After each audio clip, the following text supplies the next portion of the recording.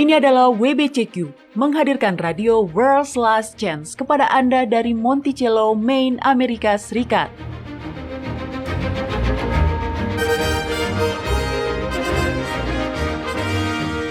Kerinduan hati dari setiap orang Kristen selama 2000 tahun adalah melihat Sang Juru Selamat kembali dan mendirikan sebuah kerajaan kekal di atas bumi. Peristiwa-peristiwa yang terjadi di dunia mengungkap bahwa hal itu akan segera terjadi. Tetaplah bersama kami untuk belajar cara Anda dapat bersiap secara rohani menghadapi peristiwa-peristiwa akhir zaman. Radio WLC mempersiapkan orang untuk hidup dalam kerajaan Yahwa di bumi yang akan ditegakkan saat Kristus kembali. Halo, selamat bergabung para pendengar di Radio World's Last Chance. Saya pembawa acara Anda, Mario Nugraha. Dan saya Doni Alexander, terima kasih Anda sudah bergabung dengan siaran kami para pendengar. Ya, hari ini kita akan berbicara tentang dikotomi. Dikotomi adalah sesuatu atau situasi yang tampak bertentangan dengan dirinya sendiri. Ini adalah sebuah pemisahan antara dua kelompok yang berseberangan satu sama lain. Dikotomi bisa menjadi sebuah trik untuk mendamaikan. Ya, dikotomi juga bisa menyenangkan. Saya mengenal satu pasangan tua. Orang-orang dengan sikap yang manis yang tentu ingin Anda jumpai. Yang perempuan seolah tidak merasa lelah, terus-menerus bekerja merajut selimut bayi untuk diberikan kepada bayi-bayi yang ada di rumah sakit anak-anak, Doni. Nah, yang laki-laki sangat ramah dan suka bergaul. Anda tidak akan pernah melihat salah satu dari mereka menunjukkan wajah yang muram. Mereka selalu tersenyum. Tapi, secara kebetulan saya mengetahui bahwa mereka menyukai film horor.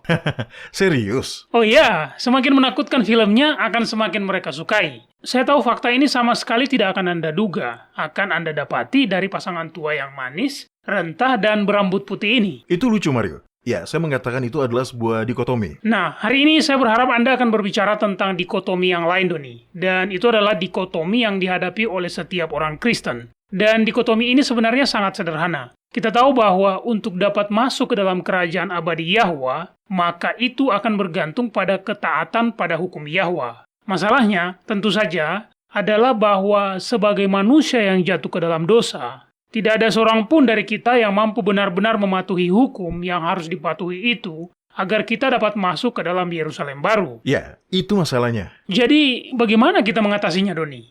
Jelas, akan ada orang yang diselamatkan, tetapi yang jelas, tidak ada manusia berdosa yang benar-benar dapat menaati hukum Yahwa. Lalu, bagaimana kita menyelesaikan konflik ini, Doni? Ada sebuah jawaban untuk dilema ini, Mario. Dan ini adalah sebuah jawaban yang indah dan membangkitkan harapan. Namun, sebelum kita melanjutkan, mari kita bicara tentang ketaatan sejenak. Oke. Sekarang, banyak orang Kristen yang mengetahui bahwa manusia yang sudah jatuh ke dalam dosa, yang berusaha menaati hukum ilahi dengan sempurna, hanya akan berakhir sia-sia. Dan karena itu, mereka pun mengambil pendekatan bahwa hukum itu hanya untuk orang Yahudi saja. Atau hukum itu telah dipaku di atas salib. Begitulah kata mereka. Iya, dan kita tahu bahwa mayoritas orang Kristen percaya akan hal tersebut, Doni. Itu juga yang dulu diajarkan kepada saya. Ya, tentu. Jika Anda tahu bahwa sesuatu itu adalah mustahil untuk dilakukan, maka mengapa kita harus repot-repot mencobanya? Katakan saja bahwa itu tidak perlu. Dan ada juga orang Kristen yang bertolak belakang dengan kondisi ini, Doni. Mereka tahu bahwa hukum-hukum ilahi itu masih mengikat. Mereka tahu betapa berdosanya mereka dan betapa sempurnanya Yahwa. Jadi, untuk menjadi seperti dia, mereka membuat daftar panjang yang berisi tentang hal-hal yang harus mereka lakukan. Ya, benar. Dan saya merasa mereka tidaklah secara sadar berpikir bahwa itu adalah bentuk keselamatan melalui perbuatan. Tapi begitulah perubahan ini terjadi. Jika Anda ingin menjadi seperti Yahwa, maka Anda harus melakukan A, B, dan C. Tetapi Anda juga harus menjauhkan diri dari X, Y, dan Z. Dan tentu hal tersebut akan menjadi sebuah beban yang berat. Dan orang-orang seperti inilah yang menjadi orang-orang Kristen yang paling tidak bahagia, Doni. Tapi tulus. Mereka benar-benar mengasihi Yahwa dan ingin melakukan apa yang benar. Mereka ingin taat karena mereka mengasihi Dia. Dan itu adalah sebuah hal yang sangat indah. Tapi, Anda benar, Mario. Ketidakmungkinan memelihara hukum ilahi berarti menjadikan mereka biasanya menjadi bukan orang-orang Kristen yang bahagia. Mereka tidak menjadi orang-orang Kristen yang meluap-luap dengan sukacita Tuhan. Karena kebenarannya adalah tidak peduli seberapa banyak Anda mencoba. Tidak peduli seberapa banyak Anda menyangkal diri dan menghindari segala sesuatu yang menyenangkan, yang instan, indah, atau yang rasanya enak, Anda tetap akan melanggar hukum Yahwa. Iya, ketaatan memang penting. Tapi saya pikir terlalu sering saat orang-orang Kristen terus-menerus berkata bahwa hukum itu telah dipaku di atas salib, mereka mengabaikan fakta bahwa ketidaktaatan itu adalah sebuah dosa. Kitab 1 Yohanes pasal 3 ayat 4 sudah menyampaikannya dengan sangat jelas. Di situ dikatakan, setiap orang yang berbuat dosa melanggar juga hukum Yahwa, sebab dosa ialah pelanggaran hukum Yahwa. Jadi, tidak mematuhi hukum bukanlah sebuah pilihan. Mari kita lihat apa yang Yahusua ajarkan tentang keselamatan. Anda tahu, Sang Juru Selamat senang berbicara tentang kerajaan sorga. Berapa banyak perumpamaannya yang dimulai dengan kerajaan sorga seumpama, dan kemudian dia menyamakannya dengan sebuah mutiara atau harta yang berharga, atau seorang pria yang melakukan perjalanan jauh, seorang wanita yang mencari dirham yang hilang, dan lain-lain. Tapi ada satu perumpamaan khusus yang menurut saya berlaku untuk diskusi kita hari ini, Mario. Perumpamaan ini dapat kita temukan di dalam kitab Matius pasal 21. Nah, tolong buka dan bacakan, Mario. Oke. Oke, Anda boleh membuka dan membacanya di monitor Anda, Mario. Ya, silakan ditampilkan. Ayat berapa, Doni? Ayat 28 sampai ayat 32. Silakan dibacakan. Oke, di sini dikatakan, tetapi apakah pendapatmu tentang ini? Seorang mempunyai 2 anak laki-laki. Ia pergi kepada anak yang sulung dan berkata, "Anakku, pergi dan bekerjalah hari ini di kebun anggur." Jawab anak itu, "Baik, Bapa." Tetapi ia tidak pergi. Lalu orang itu pergi kepada anak yang kedua dan berkata demikian juga. Dan anak itu menjawab, "Aku tidak mau." Tetapi kemudian ia menyesal lalu pergi juga. Siapakah di antara kedua orang itu yang melakukan kehendak ayahnya? Jawab mereka, "Yang terakhir." Kata Yahusua kepada mereka, "Aku berkata kepadamu, sesungguhnya pemungut-pemungut cukai dan perempuan-perempuan sundal akan mendahului kamu masuk ke dalam kerajaan Yahwa.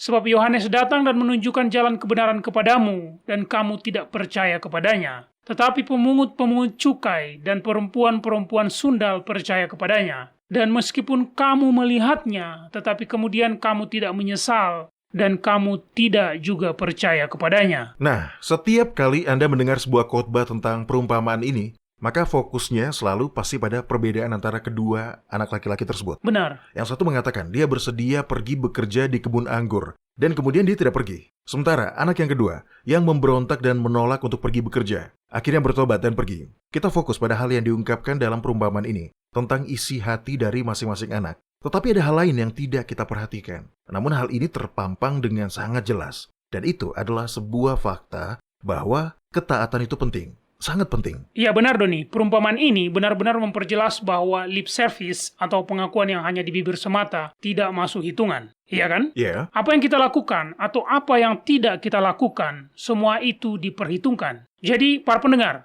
jangan pernah biarkan siapapun memberitahu Anda bahwa hukum ilahi hanya untuk orang-orang Yahudi atau bahwa hukum itu tidak lagi mengikat. Di sini Yahusua sendiri memberi sebuah perumpamaan di mana ketaatan adalah sesuatu yang menjadi penentu, yang berasal dari dalam hati. Dan tidak hanya sampai di situ, Mario. Puluhan tahun setelah dia menceritakan perumpamaan ini, Yahusua menampakkan diri kepada Yohanes di Pulau Patmos. Oke, tolong buka kitab Wahyu pasal 22 dan bacalah ayat 14. Di sini, Sang Juru Selamat menguraikan kriteria apa yang harus dipenuhi untuk memasuki kota Yahwa. Apa yang dikatakan di situ, Mario? Berbahagialah mereka yang melakukan perintah-perintahnya, karena mereka akan memperoleh hak atas pohon-pohon kehidupan dan masuk melalui pintu-pintu gerbang ke dalam kota itu. Nah, Mario dan para pendengar, perintah-perintah Yahwa tidak dipaku di atas salib.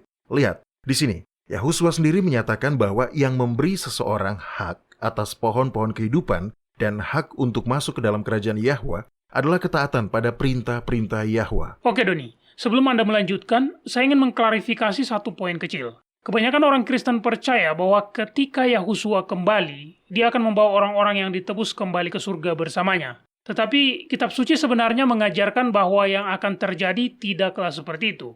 Ketika Yahusua kembali, Yahwa akan mencipta kembali bumi dan kemudian dia akan memindahkan Yerusalem baru dari sorga dan turun ke bumi. Itu akan menjadi ibu kota kekal dari bumi yang telah dicipta ulang. Benar. Yahusua dan orang-orang kudus akan memerintah di sana selama masa 1000 tahun.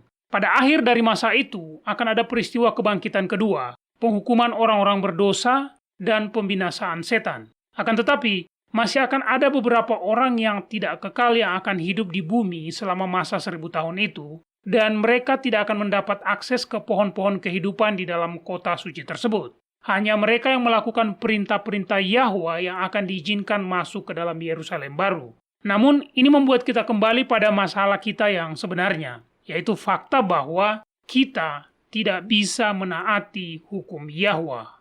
Jadi, apa yang harus kita lakukan? Bagaimana kita mengatasi persoalan ini, Doni? Iya, benar. Itulah masalahnya. Surat Paulus kepada jemaat di Roma juga menggambarkan pergumulan dari masalah yang sama ini. Kitab Roma pasal 3 ayat 10-12 mengatakan, seperti ada tertulis, tidak ada yang benar, seorang pun tidak. Tidak ada seorang pun yang berakal budi. Tidak ada seorang pun yang mencari Yahwa. Semua orang telah menyeleweng. Mereka semua tidak berguna.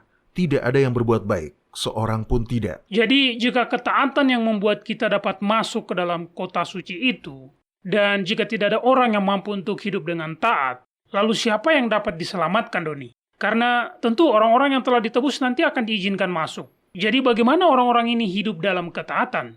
Saya rasa ini adalah pertanyaan yang perlu dijawab, Doni. Ya, jawabannya, seperti halnya setiap masalah lain yang kita hadapi adalah sederhana. Bacalah dalam kitab 1 Korintus pasal 15 ayat 57. Apa yang tertulis di situ, Mario? Tetapi syukur kepada Yahwa yang telah memberikan kepada kita kemenangan melalui Yahusua Kristus, Tuhan kita. Itu jawaban atas pertanyaan Anda, Mario. Begitulah cara kita menyelesaikan dilema yang mustahil untuk dilakukan ini.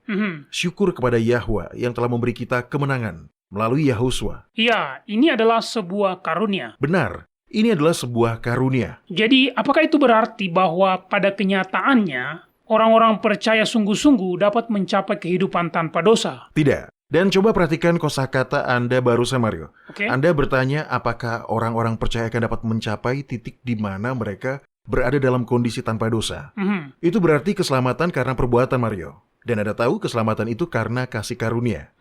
Kita memiliki sifat yang berdosa. Itulah realitas yang kita hadapi saat ini sebagai manusia. Dan itu tidak akan berubah sampai Yahusua kembali. Pada saat itu, Yahwa akan memberikan kepada semua orang yang telah menerima anugerah keselamatan suatu sifat yang lebih tinggi. Barulah setelah masa itu tiba, kita akan benar-benar dapat hidup tanpa berdosa dalam kehidupan kita sehari-hari. Sekarang kita masih memiliki sifat yang telah jatuh, sifat yang berdosa. Kita masih memiliki kelemahan-kelemahan yang diwarisi dan dikembangkan akibat dari sifat berdosa tersebut. Tetapi saat Yahusua kembali, kita kemudian akan dikaruniai sifat yang lebih tinggi. Di mana itu tertulis, Doni? Tidak jauh dari ayat yang baru saja Anda baca, Mario. Itu ada di kitab 1 Korintus pasal 15 ayat 50-53. Oke, tolong dibacakan, Mario. Oke. Saudara-saudara, inilah yang hendak kukatakan kepadamu, yaitu bahwa daging dan darah tidak mendapat bagian dalam kerajaan Yahwa, dan bahwa yang binasa tidak mendapat bagian dalam apa yang tidak binasa. Sesungguhnya aku menyatakan kepadamu suatu rahasia. Kita tidak akan mati semuanya, tetapi kita semuanya akan diubah dalam sekejap mata pada waktu bunyi nafiri yang terakhir. Sebab nafiri akan berbunyi dan orang-orang mati akan dibangkitkan dalam keadaan yang tidak dapat binasa, dan kita semua akan diubah. Karena yang dapat binasa ini harus mengenakan yang tidak dapat binasa, dan yang dapat mati ini harus mengenakan yang tidak dapat mati. Daging dan darah, sesuatu yang dapat binasa, tidak akan masuk ke dalam kerajaan kekal Yahwa ketika kerajaan itu ditegakkan di bumi setelah kembalinya Yahusua. Namun, pada kebangkitan pertama, ketika orang-orang yang telah meninggal dalam iman pada jasa Sang Juru Selamat dibangkitkan kembali, maka orang-orang kudus yang masih hidup akan diubah dalam sekejap mata. Tidak hanya secara fisik, tetapi juga secara mental, emosional, dan spiritual. Kita akan pada saat itu dikaruniai sifat yang murni dan suci. Ya, itu adalah sifat yang sama yang dimiliki oleh Adam sebelum kejatuhan ke dalam dosa. Iya, benar. Dan itu juga sama dengan sifat alamiah Yahusua. Sifat ini adalah karunia Yahwa bagi mereka yang sebelumnya telah menerima kebenaran Kristus, sehingga sifat mereka yang berdosa itu dapat tertutupi. Dan tentu saja, cara mereka menerima kebenaran Kristus adalah dengan iman. Baik, Mario, tolong beralih ke kitab Efesus. Paulus telah menjelaskan ini dengan sangat baik melebihi siapapun. Bacakan kitab Efesus pasal 2 ayat 1-10. Baik, di sini dikatakan, kamu dahulu sudah mati karena pelanggaran-pelanggaran dan dosa-dosamu. Kamu hidup di dalamnya karena kamu mengikuti jalan dunia ini. Karena kamu menaati penguasa kerajaan angkasa, yaitu roh yang sekarang sedang bekerja di antara orang-orang durhaka. Sebenarnya dahulu kami semua juga terhitung di antara mereka, ketika kami hidup di dalam hawa nafsu daging dan menuruti kehendak daging dan pikiran kami yang jahat. Pada dasarnya, kami adalah orang-orang yang harus dimurkai sama seperti mereka yang lain. Tetapi Yahwa yang kaya dengan rahmat, oleh karena kasih-Nya yang besar yang dilimpahkannya kepada kita, telah menghidupkan kita bersama-sama dengan Kristus, sekalipun kita telah mati oleh kesalahan-kesalahan kita. Oleh kasih karunia kamu diselamatkan, dan di dalam Kristus Yahusua, Dia telah membangkitkan kita juga dan memberikan tempat bersama-sama dengan Dia di tempat surgawi, supaya pada masa yang akan datang Ia menunjukkan kepada kita kekayaan kasih karunia-Nya yang melimpah-limpah, sesuai dengan kebaikan-Nya terhadap kita dalam Kristus Yahusua. Sebab karena kasih karunia kamu diselamatkan oleh iman, itu bukan hasil usahamu, tetapi pemberian Yahwa. Itu bukan hasil pekerjaanmu. Jangan ada orang yang memegahkan diri. Karena kita ini buatan Yahwa, diciptakan dalam Kristus Yahusua untuk melakukan pekerjaan baik yang dipersiapkan Yahwa sebelumnya. Dia mau supaya kita hidup di dalamnya. Kita diselamatkan oleh kasih karunia, titik. Bukan karena perbuatan, bukan karena hasil pekerjaan. Supaya jangan ada orang yang menyombongkan diri. Keselamatan itu selalu dan selamanya adalah karunia Yahwa, dan karunia itu termasuk ketaatan. Oke, tahan dulu Doni, kita akan membicarakannya lebih jauh setelah jeda singkat berikut.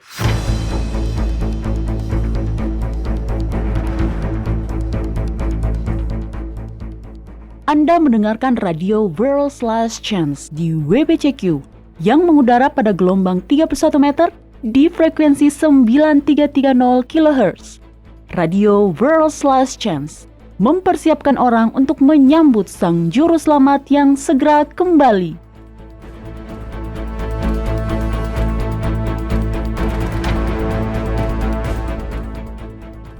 Apakah Anda memiliki sebuah keinginan rahasia? Sebuah kerinduan tersembunyi mengenai sesuatu yang belum Anda miliki? Bapa Surgawi juga punya. Kerinduan hati Yahwa adalah untuk selalu memiliki persahabatan yang intim dan penuh kasih dengan makhluk ciptaannya.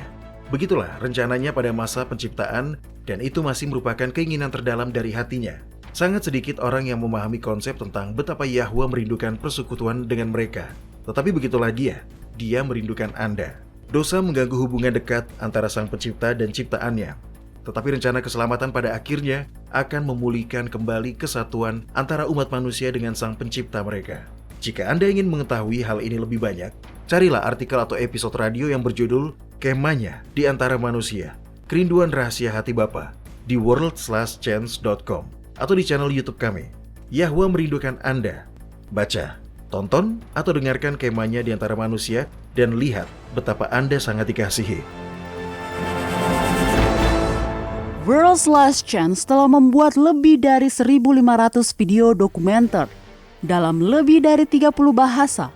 Kunjungi situs kami di worldslastchance.com atau nonton videonya pada channel WLC di YouTube. Video-video dokumenter baru tentang berbagai topik penting terus dirilis sepanjang waktu. Mulailah menontonnya dan pelajarilah kebenaran selama Anda masih memiliki kesempatan di worldslastchance.com.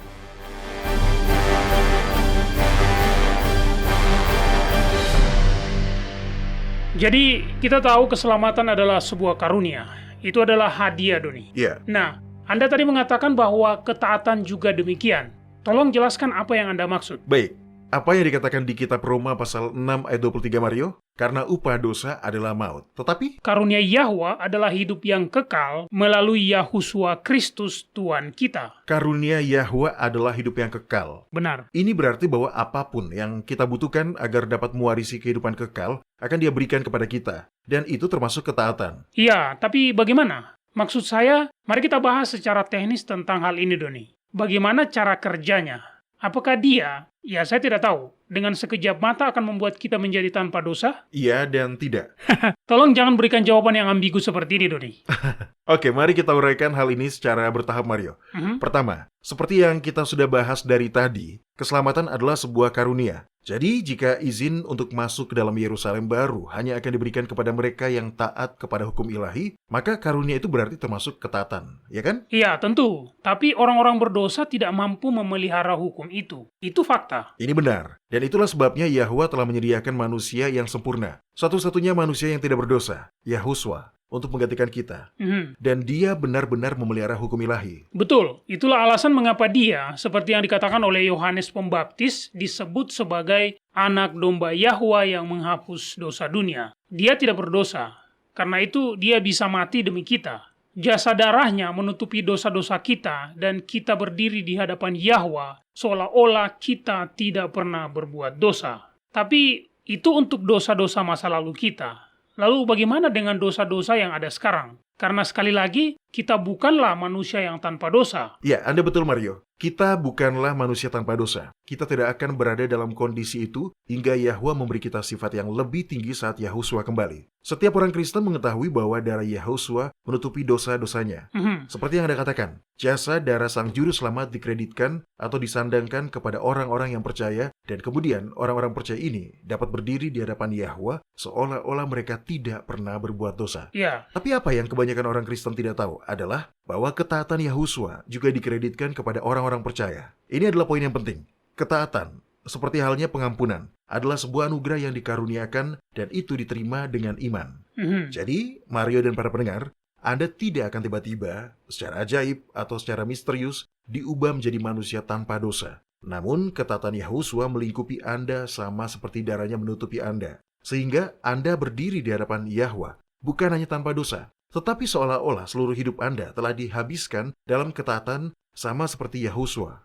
Itu indah. Ya, benar-benar indah. Ini bukan sesuatu yang bisa kita bayangkan dalam diri kita sendiri. Seperti setiap elemen lain dalam rencana keselamatan, ketaatan adalah sebuah karunia kasih dari Yahwa. Bagian kita adalah memilih untuk menjalankan iman kita dan menerimanya. Baik, saya ingin menekankan bahwa iman itu sendiri adalah sebuah anugerah. Bukankah itu luar biasa? Ya. Bahkan iman yang kita perlukan untuk menerima anugerah keselamatan itu juga adalah sebuah anugerah dari Yahwa. Dan ini yang dikatakan di kitab Roma. Ya kan, Doni? Ya, kitab Roma pasal 12 ayat 3. Tolong sekalian dibacakan, Mario.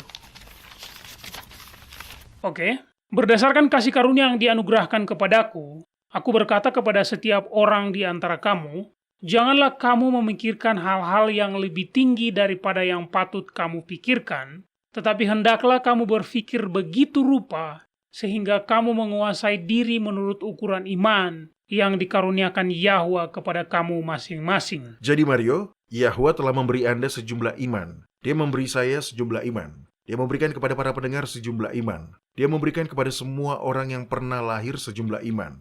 Dan iman itu cukup kuat untuk percaya bahwa kita akan diberi lebih banyak iman ketika kita memintanya. Oke, Mario, tolong kembali ke kitab Roma pasal 3. Oke. Di situ, Paulus menjelaskan bagaimana proses dari karunia yang luar biasa yang kita miliki ini sehingga ketaatan Kristus menutupi ketidaktaatan kita. Bagaimana Mario, sudah dapat? Ya. Baca ayat 19 sampai ayat 26. Tetapi kita tahu bahwa segala sesuatu yang tercantum dalam kitab Taurat ditujukan kepada mereka yang hidup di bawah hukum Taurat, supaya tersumbat setiap mulut dan seluruh dunia jatuh ke bawah hukuman Yahwa. Sebab tidak seorang pun yang dapat dibenarkan di hadapan Yahwa oleh karena melakukan hukum Taurat. Karena justru oleh hukum Taurat orang mengenal dosa. Di bawah hukum Taurat artinya mengacu pada mereka yang bersalah karena melanggarnya. Dan pada dasarnya, itu adalah semua orang. Oke, lanjutkan Mario. Tetapi sekarang, tanpa hukum Taurat, kebenaran Yahwa telah dinyatakan. Seperti yang disaksikan dalam kitab Taurat dan kitab-kitab para nabi. Yaitu kebenaran Yahwa karena iman dalam Yahuswa Kristus bagi semua orang yang percaya. Sebab tidak ada perbedaan.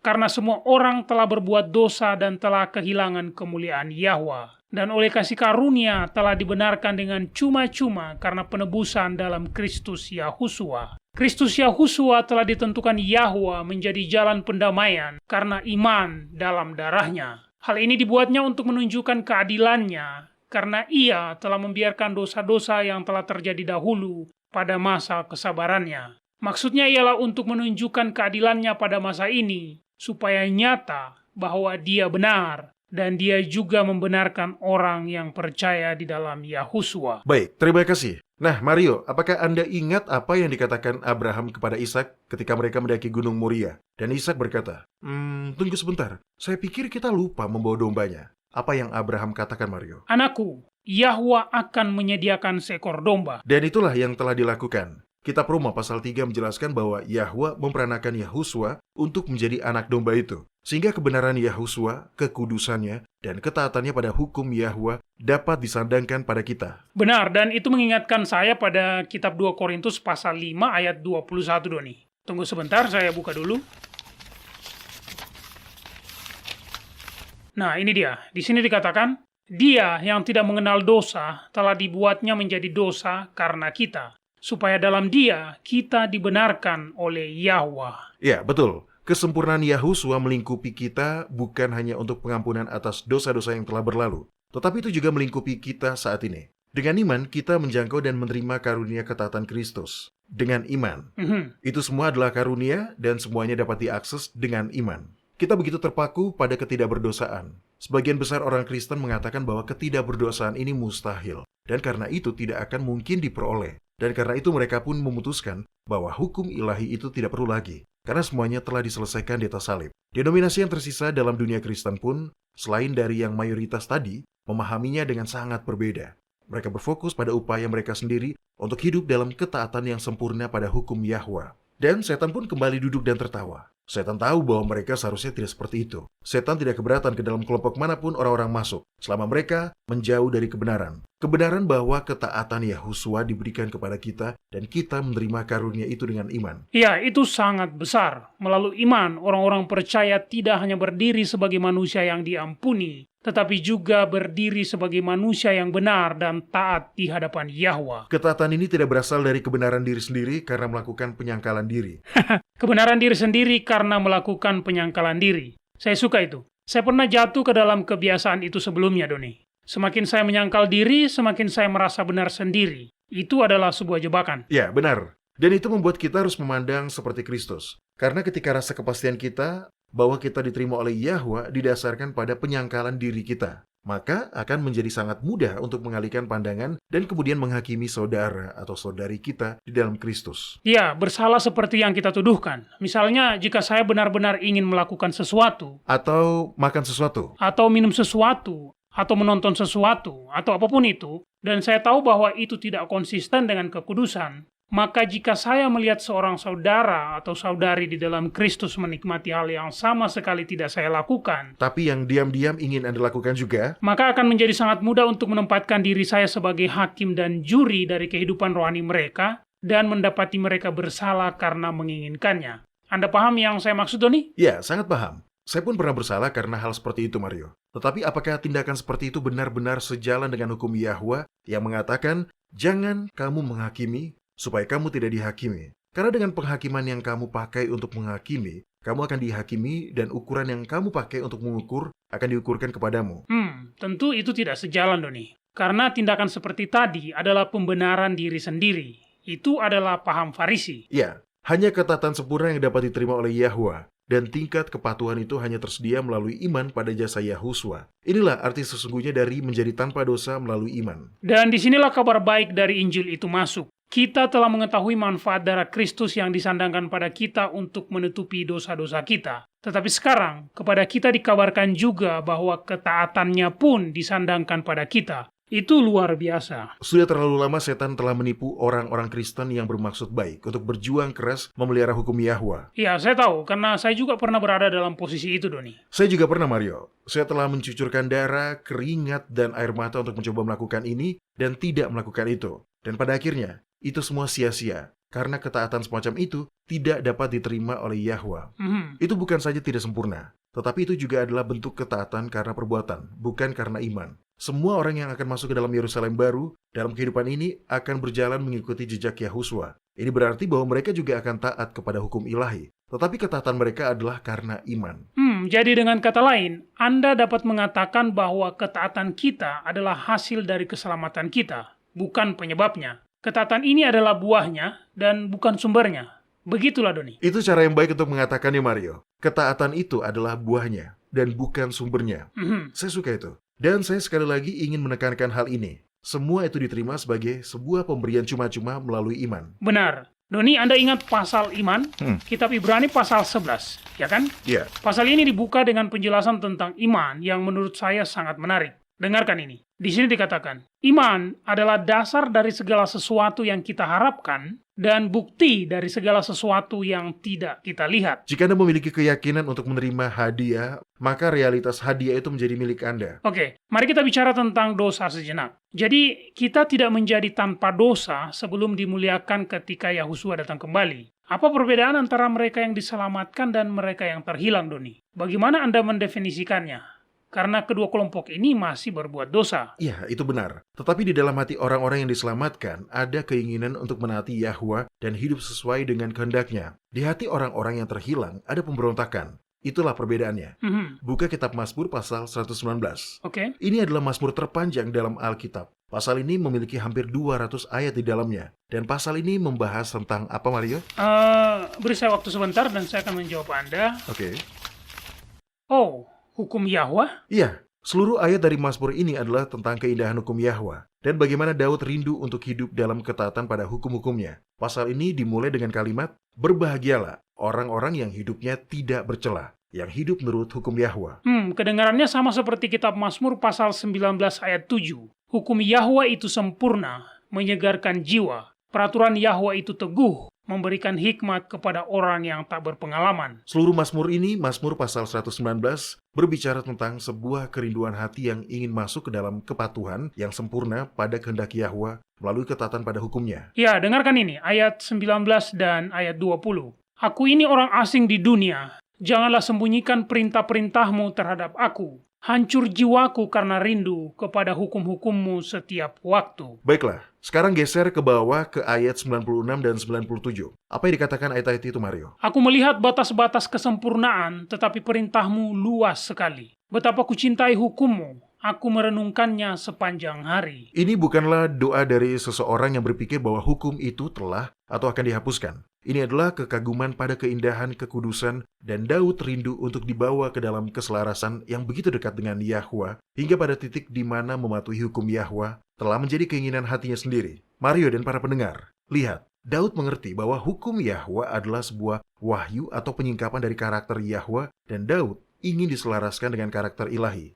Jadi ketika kita merenungkan hukum Yahwa, ketika ajarannya menyenangkan pikiran kita dan menghangatkan jiwa kita, ketika kita mendambakannya seperti Daud untuk sepenuhnya mematuhi hukum ilahi, maka Bapa memenuhi kerinduan hati kita. Dia membaca hati kita, dan dia menganggap kita benar-benar mematuhi hukumnya, terlepas dari kelemahan dan kegagalan yang tak terhindarkan sebagai dampak dari sifat berdosa kita. Berbahagialah mereka yang lapar dan haus akan kebenaran, karena mereka akan dipuaskan. Ya, tepat. Dan itu adalah sebuah karunia. Itu bukan sesuatu yang bisa kita hasilkan dalam diri kita sendiri.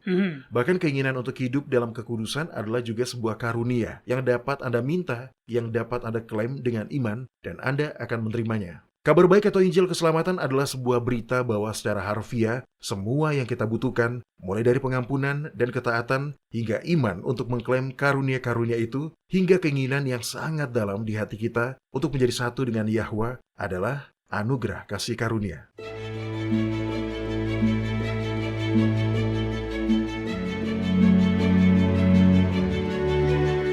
Anda mendengarkan radio World's Last Chance di WBCQ yang mengudara pada gelombang 31 meter di frekuensi 9330 kHz.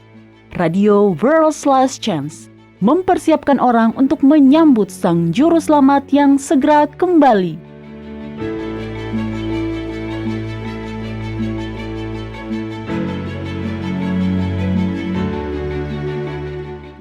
Semakin banyak orang Kristen saat ini yang menoleh pada orang-orang Yahudi dan tradisi mereka untuk mendapatkan terang yang lebih banyak dan untuk menambah kedalaman dan keindahan praktik-praktik ibadah mereka. Kelompok-kelompok yang mengidentifikasi diri mereka sebagai Yahudi Mesianik ini telah berkembang di seluruh dunia.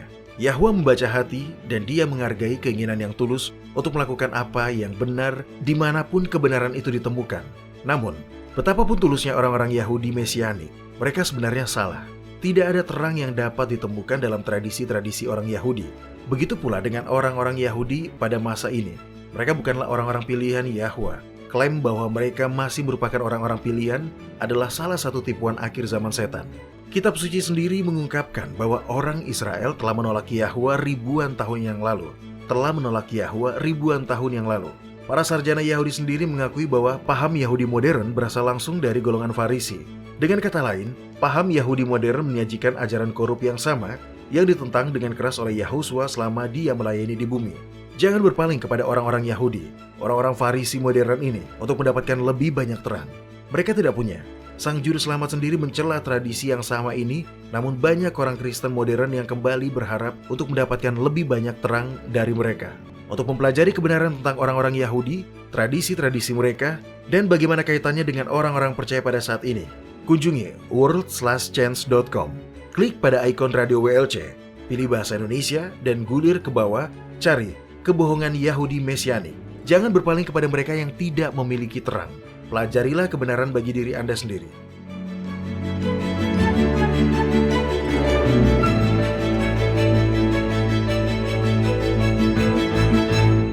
Jika Anda sudah berkomitmen untuk beribadah kepada Yahwa pada hari Sabat kudusnya yang ditentukan dengan kalender lunisolarnya yang ditetapkan pada masa penciptaan, World's Last Chance memiliki aplikasi yang dapat Anda gunakan baik di komputer maupun di smartphone Anda. Aplikasi kalender lunisolar WLC telah dirancang untuk memenuhi kebutuhan para pemelihara Sabat lunar di seluruh dunia. Kunjungilah website kami di worldslastchance.com dan mulailah menggunakannya hari ini.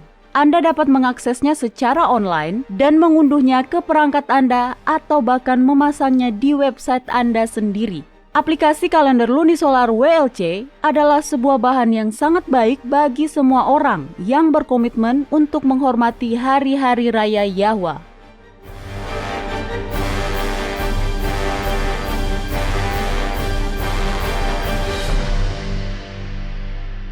Pilar dari La Serena, Chili, mengirimkan pertanyaan bagus ke kotak surat harian kita, Doni. Ya. Dia menulis, "Saya telah mendengarkan program Anda di YouTube tentang tetap tinggal di bumi setelah Yahusua kembali, dan bukan kembali ke surga. Pada awalnya saya pikir Anda un poco loco."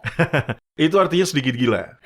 Tapi setelah mempelajarinya sendiri, saya menemukan dengan sangat terkejut bahwa Anda benar. Alkitab benar-benar mengajarkan bahwa setelah Yahusua kembali, kerajaan Yahwa akan didirikan di bumi. Saya hanya punya satu pertanyaan. Saya tahu kebenaran tidak pernah bertentangan dengan dirinya sendiri. Jadi saya berharap Anda dapat menjelaskan ini untuk saya. Jika kita tinggal di bumi dan kita tidak akan pernah pergi ke surga, mengapa Yahusua menyuruh kita untuk mengumpulkan harta di surga? Itu pertanyaan yang bagus, dan saya menghargai kesempatan untuk menjawabnya. Karena Anda benar, Pilar. Kebenaran itu harmonis. Baiklah, mari kita mulai dengan membaca bagian itu. Saya pikir itu ada di dalam...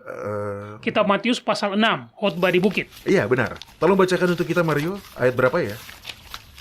Kitab Matius pasal 6 ayat 19 sampai ayat 21. Oke. Di sini dikatakan, "Janganlah kamu mengumpulkan harta di bumi. Di bumi ngengat dan karat merusakkannya, dan pencuri membongkar serta mencurinya. Tetapi kumpulkanlah bagimu harta di sorga. Di sorga ngengat dan karat tidak memakannya, dan pencuri tidak membongkar serta mencurinya. Karena di mana hartamu berada, di situ juga hatimu berada." Nah, Mario, tahukah Anda bahwa kitab-kitab Perjanjian Baru mengutip Yahusua menggunakan ungkapan kerajaan surga sebanyak 29 kali? Serius? Ya, begitulah hasil hitungan saya. Ngomong-ngomong, ungkapan kerajaan surga lebih dari sekedar sebuah lokasi geografis. Ungkapan ini juga berarti pemerintahan Yahwa. Semua tempat yang berada di dalam jangkauan pemerintahan Yahwa. Di sanalah kerajaannya berada. Kerajaannya ada di dalam surga. Itu benar. Tetapi itu juga di dalam hati manusia. Apa yang dimaksud Yahusua dalam perikop dalam kitab Matius pasal 6 ini adalah kerajaan surga dalam pengertian pemerintahan Yahwa. Dia mendesak orang-orang percaya untuk menyelaraskan diri mereka dengan tujuan Yahwa, untuk setia kepadanya, untuk bekerja dengannya demi keselamatan jiwa-jiwa. Dalam pengertian itu, Anda sedang mengumpulkan harta di surga, menurut pandangan pemerintah surga. Ya, poin lainnya adalah bahwa buku catatan atau kitab pemerintahan Yahwa ada di surga. Anda tahu, kitab Wahyu mengacu pada kitab kehidupan. Ya, tentu. Dan kitab Maliaki berbicara tentang buku peringatan yang ditulis di hadapan Yahwa. Jelas, Yahusua mengacu pada harta rohani, bukan harta fisik. Jadi dalam konteksnya, kita harus menafsirkan ungkapan kerajaan surga dalam pengertian rohani, bukan secara literal atau fisik. Dan pengertian rohani itu ada hubungannya dengan kesetiaan kepada pemerintahan Yahwa. Oke, kita masih punya waktu untuk pertanyaan yang lain. Jennifer dan Dylan dari Toowoomba, Afrika, Australia. Mereka menulis, "Kami baru saja menikah dan bersemangat untuk memulai kehidupan kami bersama sebagai suami dan istri. Kami berdua berasal dari keluarga Brackenham dan kami sangat ingin menghormati Yahwa dalam pernikahan kami. Apakah Anda punya saran bagaimana kita bisa membangun pernikahan yang kuat? Apakah ada pedoman Alkitab yang dapat Anda bagikan kepada kami? Saya suka pertanyaan seperti ini. Melihat siapa saja yang ingin menghormati Yahwa dalam hidup mereka selalu merupakan hal yang indah.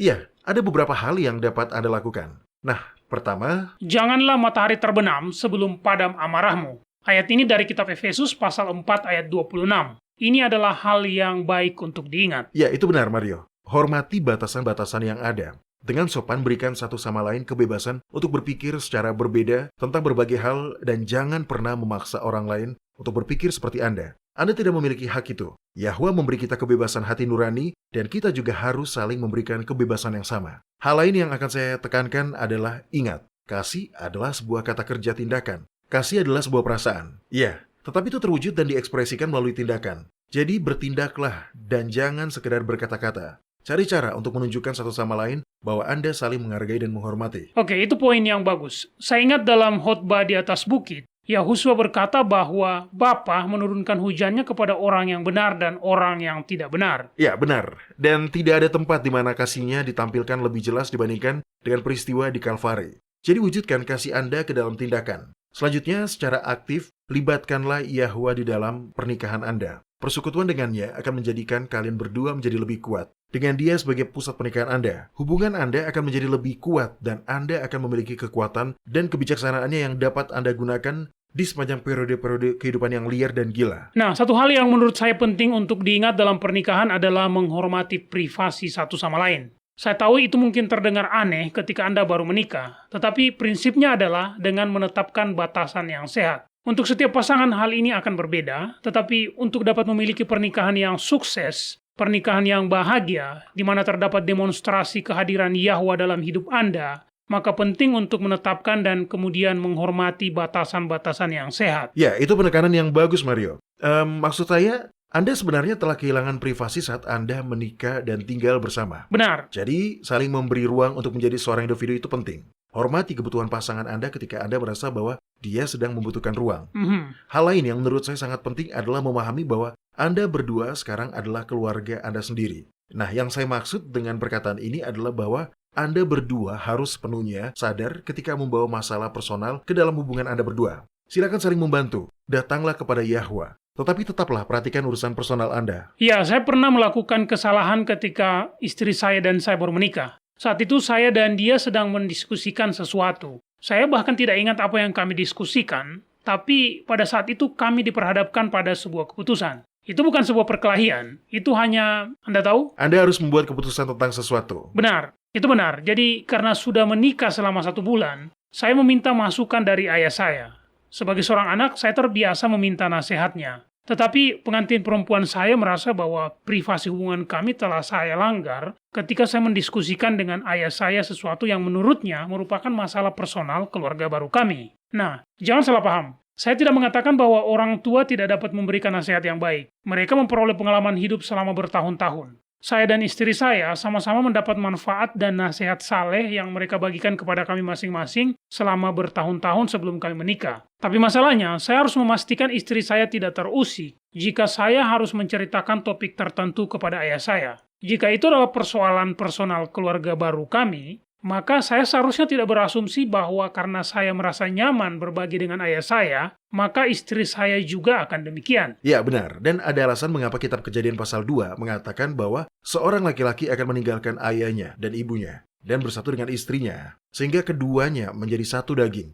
Gangguan dari mertua benar-benar dapat mengacaukan pernikahan yang baru. Benar. Ya, saya menyadari bahwa beberapa dari masalah seperti ini disebabkan oleh budaya. Tetapi ketika Anda mengambil tanggung jawab untuk menggabungkan hidup Anda dengan hidup orang lain, Anda perlu menghormati pasangan Anda, menghargai pasangan Anda, dan jika perlu, membela pasangan Anda. Ya, itu poin besar lain, Doni. Terlalu banyak orang tua yang akan memilih untuk mengkritik atau menyerang menantu laki-lakinya atau menantu perempuannya secara tidak adil. Dan itu tidak benar. Kitab Roma pasal 12 ayat 10 mengatakan, "Hendaklah kamu saling mengasihi sebagai saudara dan saling mendahului dalam memberi hormat." Kitab Filipi pasal 2 ayat 3 mengatakan hal serupa. Di situ dikatakan, jangan mencari kepentingan sendiri atau puji-pujian yang sia-sia. Hendaklah dengan rendah hati yang seorang menganggap yang lain lebih utama daripada dirinya sendiri. Nah, jika kita diharuskan memperlakukan orang lain dengan cara seperti itu, bukankah seharusnya kita memperlakukan pasangan kita setidaknya dengan tingkat kesopanan dan kasih sayang yang sama? Tentu saja, dan saya suka Anda menyinggung soal sopan santun di sini, Doni. Begitu banyak keluarga berpikiran bahwa mereka dapat berbicara sesuka mereka kepada keluarga mereka. Mereka dapat bersikap kasar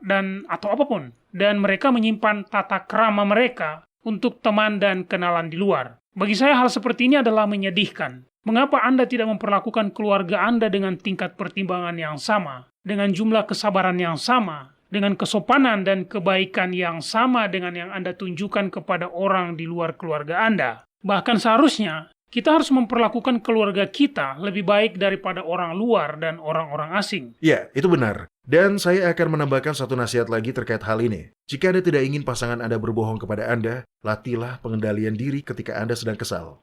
Itu bagus. Saya perhatikan bahwa biasanya ketika salah satu pasangan berbohong kepada yang lain, itu adalah sebuah respons yang dikondisikan. Sebagai contoh, katakanlah seorang istri berbohong kepada suaminya. Itu sering. Ya, mungkin tidak selalu, tetapi sering. Alasannya karena dia takut akan kemarahan suaminya. Dia tidak ingin suaminya marah. Jadi, dia akan berbohong hanya untuk membuatnya bahagia. Itu adalah respons yang dikondisikan, dan saya akan mengatakan itu lebih merupakan kesalahan orang yang marah tersebut, ketimbang dengan orang yang mencoba melindungi dirinya sendiri agar tidak menjadi pihak yang menerima ledakan kemarahan seperti itu. Dan bukan hanya para suami yang biasa marah. Ada banyak istri yang bisa menghujani api dan belerang pada siapa saja yang membuat mereka marah, baik itu suami ataupun anak-anak mereka. Jadi, ya, pengendalian diri. Latih pengendalian diri, perlakukan satu sama lain dengan kebaikan, kesopanan, dan rasa hormat. Ini adalah pondasi dasar untuk memiliki pernikahan yang sukses, yang menghormati Yahwa dan merupakan contoh hidup dari kehadirannya di dalam dunia dan di dalam rumah. Baik sekali. Oke, para pendengar, jika Anda memiliki pertanyaan, komentar, permohonan doa,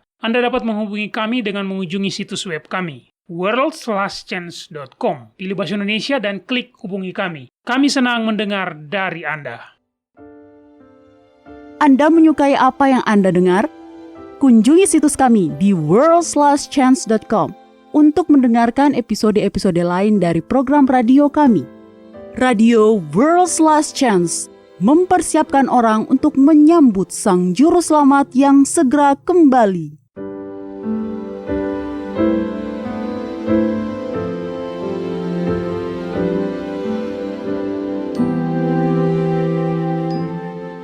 Halo, ini adalah janji harian Anda dari firman Yahwa. Hari itu dimulai seperti hari Kamis pada umumnya bagi keluarga Vargas. Jacob yang berusia 2 tahun terikat rapat dengan seatbelt di kursi mobilnya, sementara ayahnya berlari kembali untuk mengunci pintu depan rumah mereka. Tapi hari Kamis ini tidak sama seperti hari-hari Kamis yang lainnya. Waktu singkat yang dibutuhkan ayah Jacob untuk mengunci pintu depan adalah waktu yang dimanfaatkan oleh seorang pembajak mobil untuk melompat ke dalam mobil dan pergi. Jacob kecil masih terikat di kursi mobilnya, di kursi belakang mobil itu. Polisi segera diberitahu dan pengumuman dikeluarkan ke seluruh negara bagian California untuk mencari Honda Accord berwarna gelap tersebut. Ini bukan pertama kalinya sebuah kendaraan dicuri dengan seorang anak kecil berada di dalamnya. Pihak berwenang berharap bahwa begitu pencuri menyadari ada bayi di dalam kendaraan, dia akan meninggalkan mobil di tempat umum di mana anak itu dapat dengan mudah ditemukan. Tapi, bukan itu yang terjadi. Beberapa jam setelah mobil yang berisi Jacob kecil itu dicuri, seorang petani bernama John Giffen sedang menuju kembali ke kantornya ketika tiba-tiba dia memutuskan untuk memutar ke salah satu peternakannya. Dia tidak berencana pergi ke sana. Faktanya, sudah 6 hingga 8 bulan sejak terakhir kali dia mengunjungi propertinya itu. Tapi sore itu, dia memutuskan untuk pergi memeriksa ladangnya. Bisnis lain bisa menunggu, begitu pikirnya. Sesampainya di properti terpencil tersebut, John melihat sesuatu yang tidak pada tempatnya. Ada sebuah mobil yang tidak dikenalnya diparkir di bawah salah satu bangunan yang berada di luar. Mobil mati dan kaca jendelanya tertutup. Itu adalah Honda Accord berwarna gelap, jenis mobil yang sama yang diberikan dalam pengumuman penculikan. John segera memberitahu pihak berwenang yang kemudian berhasil menyelamatkan Jacob kecil dan mengembalikannya kepada keluarganya. Tetapi tanpa sebuah dorongan yang tiba-tiba John rasakan dan perasaan itu tidak dapat dijelaskan, yang mendorongnya untuk mengunjungi propertinya pada saat itu, ceritanya kemungkinan akan berakhir dengan tragedi di mana mobil ditemukan setelah sekian lama dan seorang anak telah meninggal di dalamnya. Kepala polisi Eric Seals mengatakan kepada media, ada alasan mengapa dia memilih untuk mengemudi ke arah itu dan pergi ke jalan itu pada hari itu. Jelas, ini adalah sebuah pertolongan dari atas.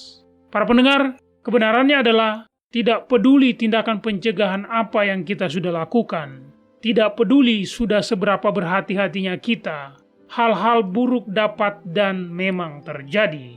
Pada saat-saat seperti itu, Yahwa adalah penolong yang selalu hadir di saat bahaya.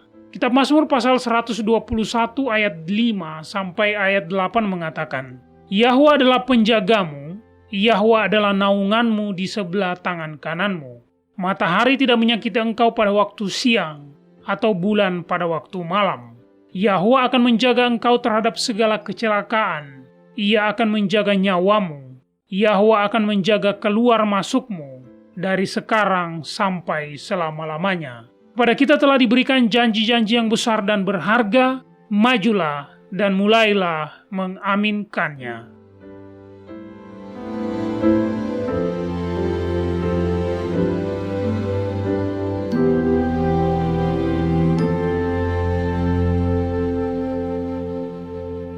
World's Last Chance berdedikasi untuk mempersiapkan orang menyambut Sang Juru Selamat yang segera kembali.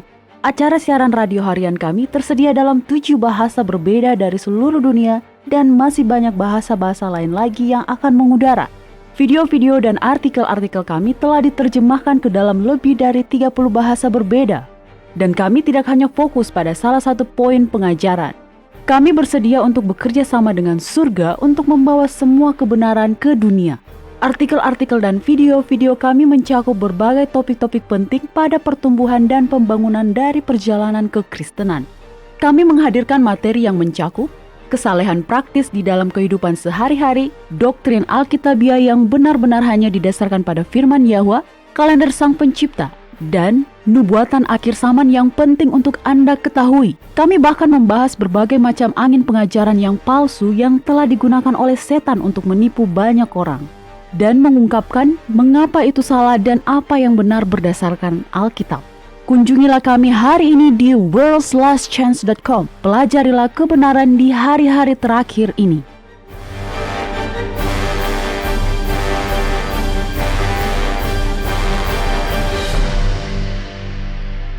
Nah, Doni, saya harus mengatakan bahwa semakin saya mempelajari misteri kekudusan, semakin saya mempelajari ilmu keselamatan, dan saya menjadi semakin kagum pada kebaikan, belas kasihan, dan kasih setia Bapa. Ya. Dan sebagai orang tua, kita menjadi sangat terbantu untuk melihat hal-hal dari paradigma sebagai orang tua. Saya seorang ayah yang mengasihi dan mencintai anak-anak saya. Yahwa adalah Bapa yang mengasihi saya. Dan karena Dia mengasihi saya, Dia tidak akan mengharapkan hal yang mustahil dari saya. Sama seperti saya juga tidak akan mengharapkan hal yang mustahil dari anak-anak saya. Ya, itu sebuah cara pandang yang bagus, Mario. Sudah jelas, adalah mustahil untuk tetap berpegang teguh pada dosa dan tetap berharap diselamatkan. Tetapi juga adalah mustahil bagi sifat berdosa kita untuk dapat memelihara hukum ilahi. Namun, ketaatan adalah persyaratan yang wajib. Tentu saja, bagaimana bisa kita berharap harus diselamatkan dalam ketidaktaatan yang disengaja ketika dosa yang sama itu yang telah membuat Adam dan Hawa diusir dari Taman Eden? Kita tidak bisa taat, tapi kita harus taat. Jadi, Yahwa melakukan apa yang akan dilakukan oleh sosok orang tua yang penuh kasih. Dia menyediakan apa yang kita butuhkan. Kita butuh ketaatan. Dia akan memberikannya. Pengampunan dan ketaatan adalah karunia yang diberikan kepada semua orang yang mau menerimanya dengan iman. Itu saja yang harus Anda lakukan. Ulurkan tangan iman dan terimalah hadiah tersebut. Itulah inti dari pesan Injil. Apa yang Anda butuhkan, apa yang tidak Anda miliki, disediakan oleh Yahwa. Jadi, kita tidak perlu menyangkal kekekalan hukum ilahi. Kita tidak perlu mengatakan itu telah dipakukan di atas salib hanya karena diam-diam kita tahu bahwa itu adalah hal yang mustahil untuk kita lakukan. Padahal Yahwa sendiri mengetahui fakta itu. Dan itulah mengapa Dia telah menjadikan ketaatan itu sendiri sebagai suatu karunia yang dapat diakses melalui iman. Nah, tolong buka kitab Wahyu pasal 14 dan bacalah ayat 12, Mario. Ini adalah gambaran dari generasi terakhir.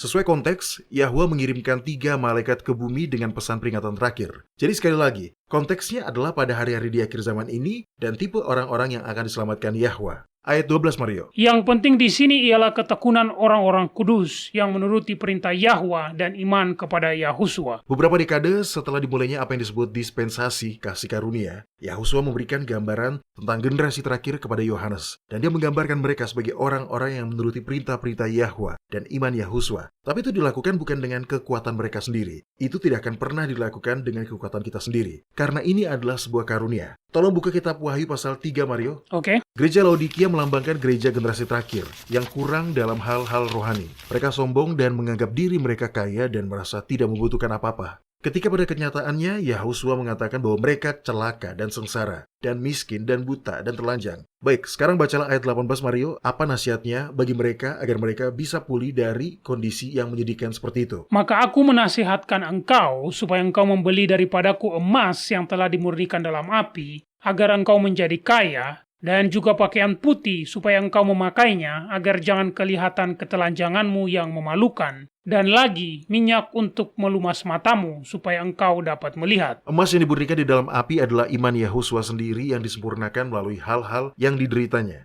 Minyak pelumas mata adalah ketajaman atau kepekaan rohani yang sangat kita butuhkan untuk melewati hari-hari terakhir ini. Dan pakaian putih, itulah kebenaran Kristus sendiri. Dan itu semua dikaruniakan kepada kita. Saya teringat pada ayat dalam kitab Yesaya pasal 64, ayat 6 yang mengatakan, "Kami sekalian seperti seorang najis dan segala kesalehan kami seperti kain kotor." Ya, Ya, tidak mungkin sesuatu yang kotor dapat membersihkan dirinya sendiri. Dan kita sekotor itu. Dibutuhkan kekuatan yang berada di luar dan terpisah dari diri kita sendiri. dan cara kita mengaksesnya adalah dengan membuat pilihan untuk menerimanya. Yahwa tidak akan pernah memaksakan hati nurani kita. Tetapi dia telah melakukan segalanya secara harfiah dalam kuasanya yang tak terbatas untuk membuat keselamatan tersedia bagi setiap jiwa yang ada di bumi. Anda butuh pengampunan. Itu sudah tersedia. Terima saja bahwa Anda telah diampuni oleh iman dan darah Yahusua akan melindungi Anda. Anda butuh ketaatan. Sekali lagi, itu juga telah tersedia bagi Anda melalui iman, agar Anda diperhitungkan sebagai orang yang patuh. Cukup letakkan iman Anda pada jasa penebusan Yahusua. Nah, kita perlu memperjelas di sini. Ini tidak berarti bahwa kita akan terus berada dalam ketidaktaatan pada sesuatu yang sudah kita ketahui salah. Ya kan, Doni? Tidak. Ingat kitab Mazmur pasal 119 tadi, Mario? Iya. Daud senang mematuhi Yahwa. Kita juga bisa. Pertobatan itu sendiri adalah sebuah karunia. Jika ada sesuatu yang Anda pegang teguh yang Anda tahu bukan kehendak Yahwa bagi Anda, dan Anda tidak ingin melepaskannya, Anda selalu dapat berdoa dan meminta karunia pertobatan.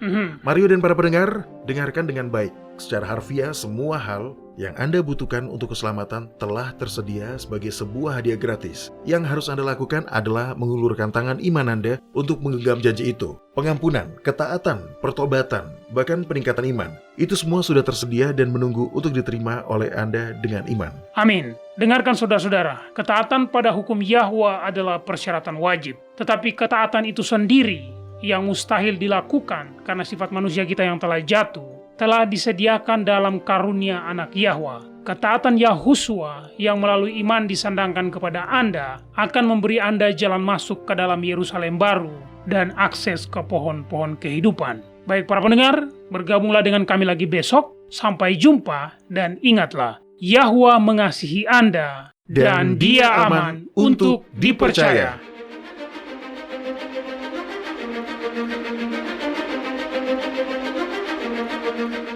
Anda baru saja mendengarkan radio WLC.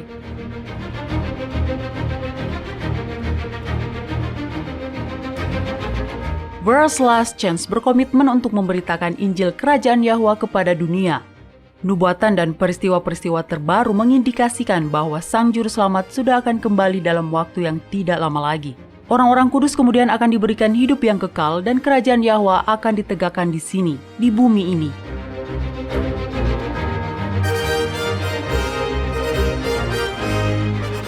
Tidak ada waktu yang bisa disia-siakan. Terimalah anugerah keselamatan hari ini dan izinkan Yahwa menyelimuti Anda dengan kebenaran Kristus.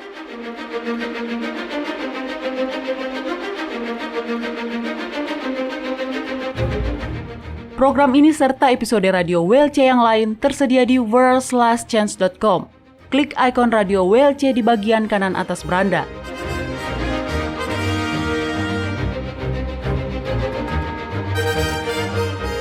Bergabunglah kembali bersama kami besok untuk menerima berbagai pesan kebenaran lain di WBCQ yang mengudara pada gelombang 31 meter di frekuensi 9330 kHz.